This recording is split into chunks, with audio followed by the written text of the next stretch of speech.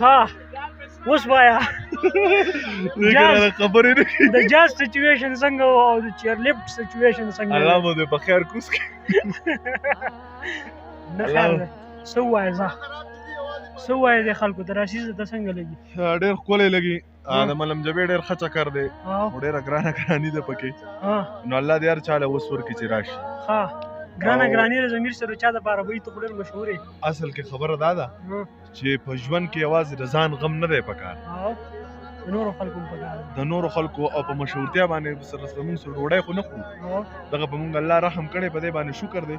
او باید هر سړي له پکار ده چې خپل بچي خپل ماشومان نه ولي الله دې وس ورکړي ډېر زیات بوجت په هایټ روان یو ضمیر صاحب لاندې چې سړی ګوري په سړي باندې زه لاندې ګورم نو ته ما ته وایې ګور دا خپلې بل طرف ته واړه وښه لاندې چې ورې اوس پکې څه نه کېږي واړه دې کې څه نشته واړه لږ چوت که که نه چې بیا خوا واړو بس ها ضمیر صاحب وایي که نه ضمیر صاحب وایي چې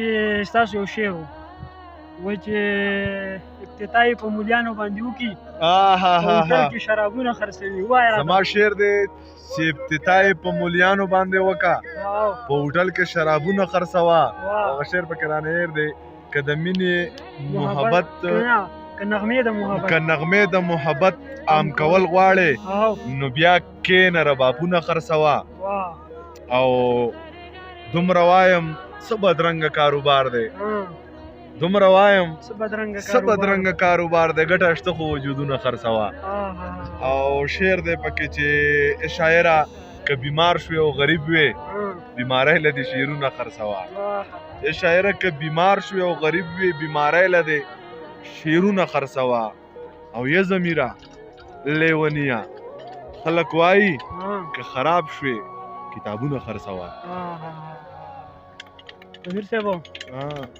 وایي که نه ارشاد وایي د دې ځای مناسبت سره وایم چې دومره ښکلی ځای دی باید دلته او بیا هم دلته کې خلک شاعران نه دي نو دا ډېر زیاتی دی صحیح ده نو زه وایم چې د وخت د حادثو سره چې زغلو کې شاعر شي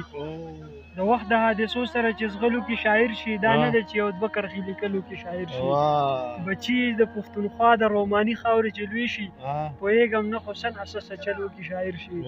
ضمیر صاحب 9 کیلومتر سفر راته نور هم پاتې دی او دا سیز داسې روان دی لکه بالکل په سلومو باندې نو زه یم که ملګرو ته لږ نور څه ووایه چې دا ویډیو برابر شي نو بس پیغام د دې ځای په حواله هر سړي ته دا وایم چې ښکلی ځای دی په احتیاط دې وکړي چکر دې ولګوي خو احتیاط دې وکړي او باید چې د چا وس نه کېږي او دا خلک په تصویرانو کې دا ځیني یا په ویډیوګانو کې ني الله دې وله وس ورکړي چې راشي او چکر ولګوي او باقي د مونځ پابندي دې هر انسان وکړي نوی کال دی الله دې د امن کال وګرځوي زمونږ سټارټ یې د جمعې نه وشو نو الله دې د امن کال وګرځوي او الله دې د هر چا د زړه ارمانونه پکې پوره کړي سره زمونږ